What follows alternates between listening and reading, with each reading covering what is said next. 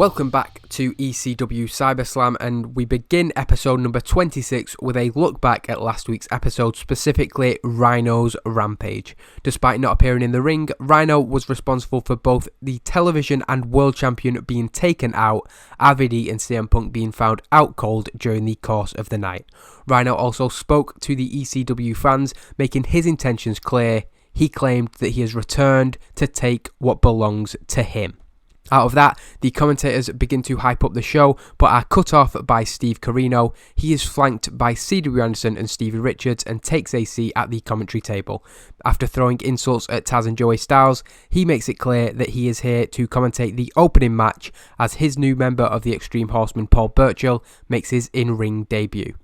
That in-ring debut is a one-sided squash match, a 4-minute and 1-second match against a local talent, Adam Flash, that really could have been over within a minute. Burchill deciding to pummel and torture his opponent. A 55 rating is pretty good, but it's a one-sided dominant match, just establishing how dangerous Paul Burchill is. After the match, we once again put over Paul Burchill in a segment, with Corino continuing to praise the Ripper on his performance. As he does this, Balls Mahoney, Tommy Dreamer and Terry Funk come to the top of the ramp, confronting him at the commentary position.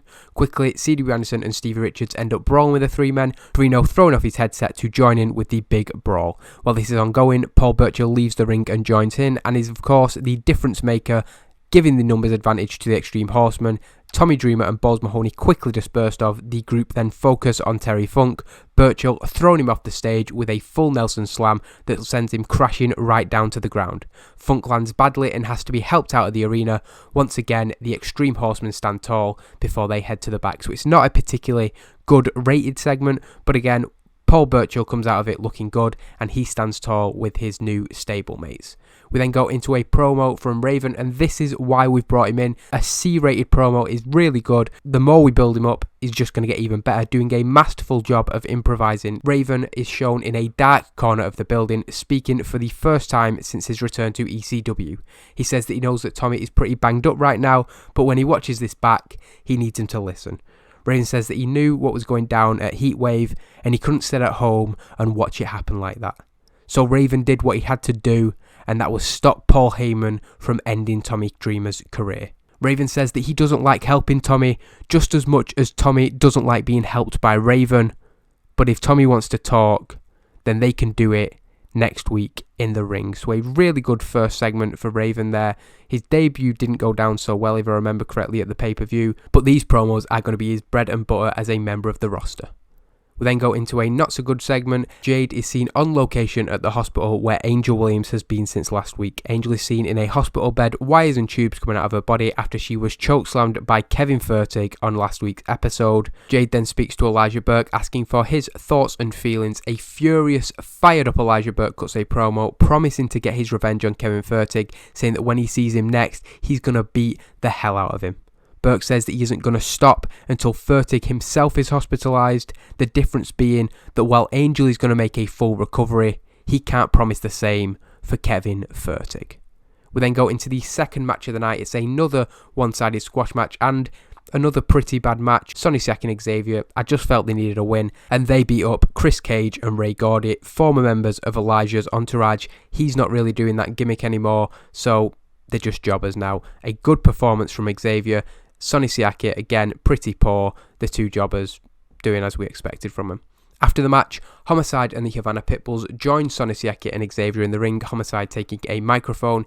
He puts over the Hustle and their dominance at Heatwave, ignoring Sabu's win, calling it just a fluke. Tonight, Loki will prove that, and he'll prove that alone. There's going to be no weapons and no outside interference when Loki faces Sabu in the main event. Having heard enough and not wanting to wait any longer for his match, Sabu comes down to the ring with a steel chair, ready to take on all 5 men. Homicide and the Hustle aren't interested in that, however, and back out the ring, heading through the crowd.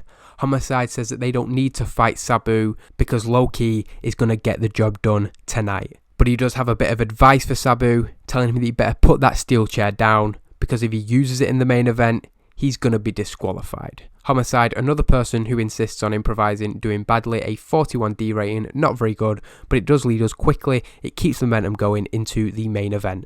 Just before that, and before the entrance of Low-Ki, we get a quick graphic promoting a match next week, a huge main event match in fact. Masato Tanaka will go one-on-one with CM Punk, the ECW television champion, putting his title on the line for that match. We then go into that main event, a D+48.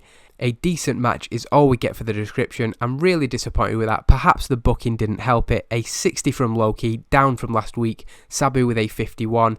It's a brawl, it's a heated, intense match, but of course no weapons involved. Sabu does look to get around this rule. While there are disqualifications, there aren't any countouts. They end up at the top of the ramp by the commentary table. Sabu dismantles the table and he's ready to put Low-Ki through it. His reasoning is that he's not going to get disqualified by putting somebody through something that was already there. It's that get out clause of if something's part of the environment, then it doesn't count as a DQ. He sets up a chair and he's going to run and throw himself at Low-Ki. However, coming out from the back, Rhino stops him mid-run and hits him with a gore at the top of the stage, ending the match in a disqualification win for Sabu. Probably the only time Sabu has ever won a match by disqualification. With Sabu down, Rhino heads straight to the back. When he re-emerges, he is dragging two black bags behind him. He crosses paths with Low-Ki, who is heading to the back. There is a brief stare down. When he gets to the ring, Rhino opens the bag, pulling out the ECW World Championship and the Television Championship. This isn't that he's stolen them from CM Punk or Rob Van Dam. These are the original titles, as he gives a brief history lesson saying that when ECW closed in 2001, there was only one champion in ECW. When Guilty as Charged ended, he stood tall with both titles in his hand. He is the real world champion and the real television champion, and more importantly, these are the real title belts. He calls out Rob Van Dam and CM Punk on holding replica titles and says that until they face him, they will never be real champions. CM Punk is the first out to answer this and says that he is more than happy to put his title on the line at any time. He's even happy for Rhino to be added to his match with Masato Tanaka next week, but before Rhino can answer, Rob Van Dam comes out and makes the same point. Rob Van Dam isn't afraid of defending his title against anybody. You can ask CM Punk what happened when they went one-on-one at Heatwave. The three are then all at odds with each other really, Rhino taking somewhat of a step back as CM Punk and Rob Van Dam even start going at each other. As it appears close to boiling over, Paul Heyman comes out to the top of the ramp, reminding the three men that he is in charge here. They don't get to make their own matches, he makes the matches. However, since they're all so eager to fight, as well as CM Punk defending his TV title next week, both Rhino and Rob Van Dam will be in singles action on CyberSlam. A 59C, a good segment. Rhino not doing a good job at improvising, Rob Van Dam not doing a good job at improvising, but Paul Heyman and CM Punk both helping to bring the storyline up, getting the crowd hotter to end the show. Next week, Rhino, CM Punk and Rob Van Dam will be in action. Hopefully the angles have been enough to get us a decent rating for this show. C-54 is okay, again increasing our popularity in 42 regions. It's not where we want to be. The match quality is really letting us down. Hopefully CM Punk v Tanaka can be a huge improvement on that next week. But I'm happy with the show really. A good promo from Raven there, and he will be in the ring with Tommy Dreamer next week, so that should be another good promo. Rob Van Dam and Rhino in action. I'm really expecting better next week, and we'll see soon whether we can deliver on that.